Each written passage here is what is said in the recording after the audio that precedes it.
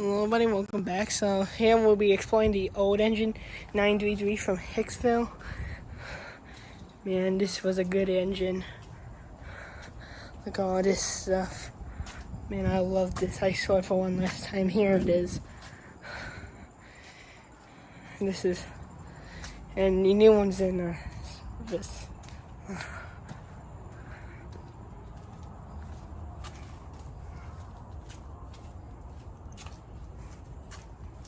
Alright, peace out and like and subscribe for more videos. You guys, it's a brand new 934. It's not in service yet, no nothing on it yet, and there it is in the mechanic shop.